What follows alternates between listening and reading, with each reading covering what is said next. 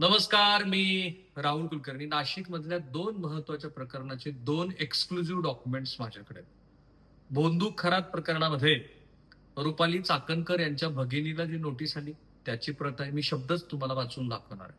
आणि त्यामुळे माध्यमामध्ये ज्या बातम्या आल्या त्या आणि त्याला पूरक, की खरं तर त्याच्यापेक्षा काहीतरी वेगळी अशी ही बातमी आहे, ते तुम्ही ठरवा.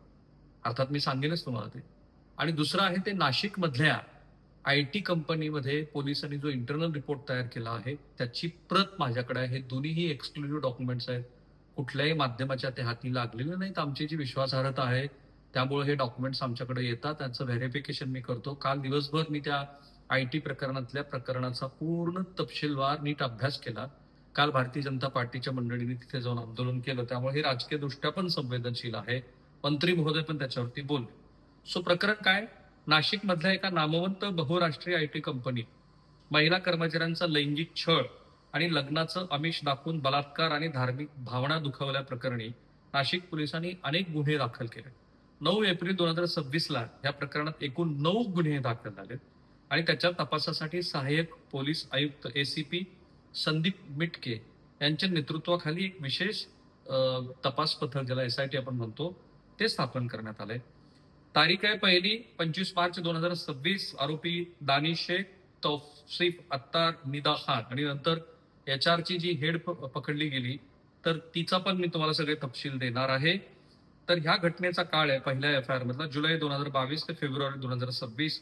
प्रमुख आरोपी आणि धार्मिक अपमानाचा गुन्हा आहे. आरोपींनी महिला फिर्यादीला हिंदू देवदेवतेबद्दल वारंवार आक्षेपार्ह गोष्टी सांगून त्यांच्या धार्मिक भावना दुखावल्या, लैंगिक शोषण केलं, ब्लॅकमेलिंग केली. आरोपी दानिश शेखनं फिर्यादीला बदनामी करण्याची धमकी दिली. विनयभंगाचा गुन्हा दाखल आहे, गुन्हा क्रमांक 2, जो 2 एप्रिल 2026 दाखल झाला, ज्याच्यामध्ये रझा मेमन, शाहरुख कुरेशी आणि अश्विनी छनानी एचआर ऑफिसर, तिच्या विरोधामध्ये हे गुन्हे दाखल झालेले आहेत. घटनेचा काळ आहे मे 2023 ते 19 मार्च 2026. प्रमुख आरोपी जे रझा मेमन यांनी कामाच्या ठिकाणी फिर्यादीकडे रोखून पाहणं, स्पर्श करणं आणि वैवाहिक आयुष्याबद्दल लज्जास्पद बोलणं वगैरे अशा स्वरूपाचे या सगळ्या गुन्ह्यामध्ये गुन्हे दाखल झालेत. तो महत्वाचा जो दस्त आहे, जो पोलिसांनी तयार केला आहे, तो दाखवण्याच्या आधी या सगळ्या संदर्भामध्ये काय काय घडले ते आपण बघूया. नाशिकच्या आय-टी कंपनीमध्ये पैसे, नोकरीचं आमिष आणि मुलीवरती धर्मांतराचा प्रयत्न केल्याचा आरोप आहे. हे तोपर्यंत आरोप आहेत जोपर्यंत न्यायालयात सिद्ध होत नाही. त्यामुळं इथे न्यायाच्या तत्वाप्रमाणे हे सगळे तपशील फक्त सांगण्याचा हेतू आहे. कॉर्पोरेट जिहाद आहे. मुलींना गोमांस खाण्यास भाग पाडलं असं मंत्री श्री गिरीश महाजन यांनी म्हटलंय. एचआर हेडची पोलीस कोठडीत रवानगी झालेली आहे. ही जी अश्विनी चेनानी आहे, हिला न्यायालयात हजर केलं काल पोलिसांनी. एक मोठ्या रॅकेटचा संशय आहे. त्या नराधमानी माझं ऑफिस नरक केलं होतं असं पीडित युवतीचं म्हणणं आहे. तिचं नेमकं म्हणणं कसं आहे तिच्या वाक्यात, ज्या ठिकाणी मी माझं भविष्य घडवायला गेले होते त्याच ऑफिसच्या भिंती माझ्या जीवावर उठतील असं मला स्वप्नातही वाटलं नव्हतं. ते फक्त माझे सहकारी नव्हते, तर ते कॉर्पोरेट लांडगे होते वगैरे असं तिने सांगितलं आहे. आणि आता मी तुम्हाला दाखवणार आहे. तर या संदर्भामध्ये हा जो पोलिसांचा इंटरनल रिपोर्ट आहे, ज्या रिपोर्ट्समध्ये खूप सारे तपशील्स आहेत. त्याच्यात असं म्हटलं की धर्मांतराचा डाव आहे, पीडितेला उपवासासह विशिष्ट कपडे परिधान करण्याचा दबाव होता. 8 पैकी दोघी पीडिता विवाहित आहेत. एका तरुणाचं धर्मांतर झालं असं म्हणतायत. या प्रकरणी 8 महिला आणि 1 पुरुष फिर्यादी आहे. 8 पैकी 2 महिला विवाहित तर 6 तरुणी अविवाहित आहेत. 9 पैकी एका गुन्ह्यात लैंगिक अत्याचारासह धर्मांतराचा गुन्हा दाखल झालाय आणि महिला मॅनेजरला कोठडी मिळाल्यानंतर मी आता तुम्हाला महाराष्ट्राला जी डॉक्युमेंट्स पोलिसांची इंटरनल कम्युनिकेशनची आहेत, अर्थात ती तेवढीच मी सांगणार आहे जेवढा तपासावरती परिणाम होणार आहे. This is the documents which we have exclusive copy with us. So number 1, Deolali camp police ठाणे, गुन्हा रजिस्टर सो अँड सो. सदर गुन्ह्याची थोडक्यात हकीकत अशी की जुलै 2022 ते 2026 दरम्यान अमुक अमुक कंपनीमध्ये काम करणारे आरोपी दानिश शेख, तौसिफ अत्तार, निदा खान यांनी कंपनीमध्ये काम करणारी फिर्यादी महिला यांच्यासोबत वेळोवेळी हिंदू धर्मातील देवतांबद्दल आक्षेपार्ह बाबी सांगून फिर्यादीच्या धार्मिक भावना दुखावल्या. तसेच आरोपी नामे तौसिफ अत्तार याने फिर्यादी महिलेसोबत जवळीक निर्माण करून तिला लग्नाचं वचन देऊन फिर्यादीसोबत वेळोवेळी शारीरिक संबंध ठेवले. तसेच आरोपी नामे दानिश शेख याने फिर्यादीचे व आरोपी तौफिक अत्तार याच्यासोबत शारीरिक संबंध असल्याची माहिती इतरांना सांगून बदनामी करणार असल्याचं सांगितलं आणि मग लैंगिक सुखाची मागणी केली वगैरे अशा स्वरूपाचा FIR आहे. नंबर 2, मुंबई नाका पोलीस ठाणे गुन्हा नंबर सो अँड सो.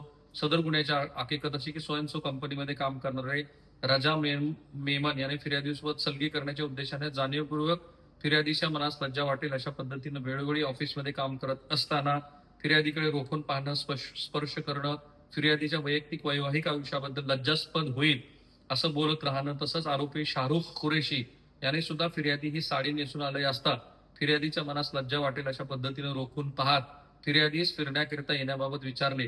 सदर आरोपीच्या प्रकरणाबाबत फिर्यादीने कंपनीतील हेड ऑफिस आरोपी अश्विनी चैनानी यांना वारंवार तोंडी तक्रार केली असता फिर्यादीच्या विनयभंगाच्या तक्रारीची दखल त्यांनी घेतली नाही. गुन्हा क्रमांक 3, सदर गुन्ह्याची हकीकत सोयांसो कंपनीमध्ये नाशिकमध्ये काम करणारा आरोपी शफी शेख याने मीटिंगमध्ये एकटक फिर्यादीच्या छातीकडे बघून मिश्किल हसून त्याच्या मनास लज्जा उत्पन्न करून तसेच तौसिफ याने फिर्यादीच्या वैयक्तिक वैवाहिक आयुष्याबद्दल संतती नसल्याबद्दल लज्जास्पद बोलून पकडून फिर्यादीशी लैंगिक जवळीक साधण्याचा प्रयत्न केला.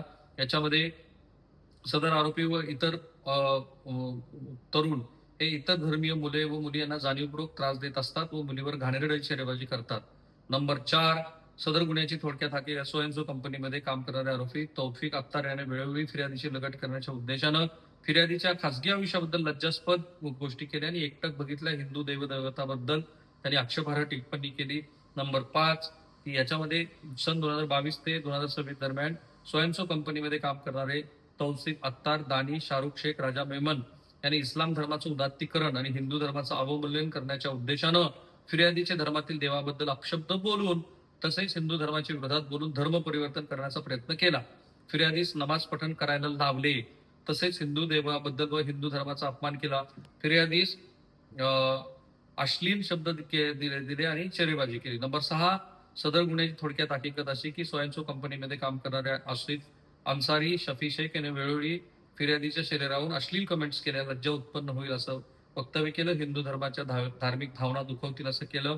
सोयन्सो आणि मग पुन्हा तेच आरोपी सेम तक्रार आहे आणि असं दिसतंय की खासगी आयुष्याबद्दल वेळोवेळी टिप्पणी केलेली आहे.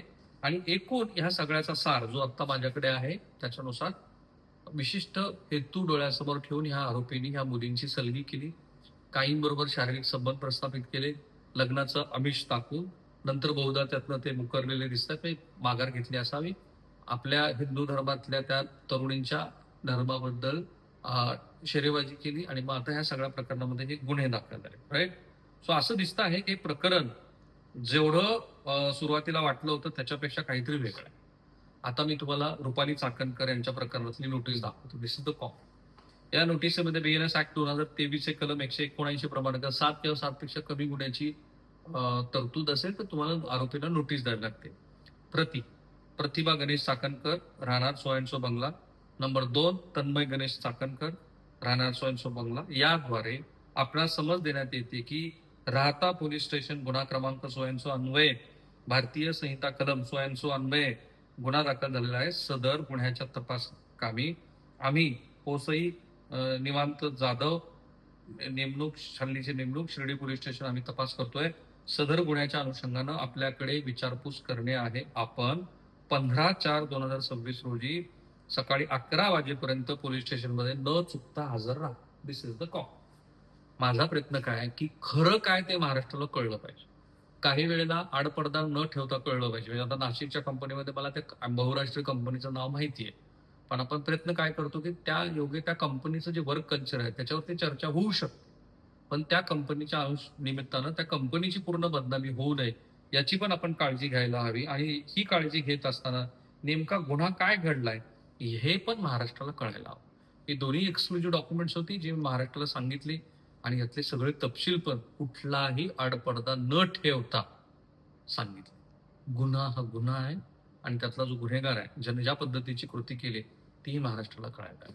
सो थांबूया आपण इथे. माझा प्रयत्न आहे की तुम्ही हे जे हजारोच्या लाखोच्या संख्येने पाहतात त्याबरोबर तुमची मदत म्हणून तुम्ही हे चॅनल सबस्क्राईब करा, बेल आयकॉन दाबा आणि अधिकात अधिक लोकांना सांगा की इथे तुम्हाला सत्याच्या जवळ जाण्याचा प्रयत्न करणारी पत्रकारिता पाहायला मिळेल. थांबूया.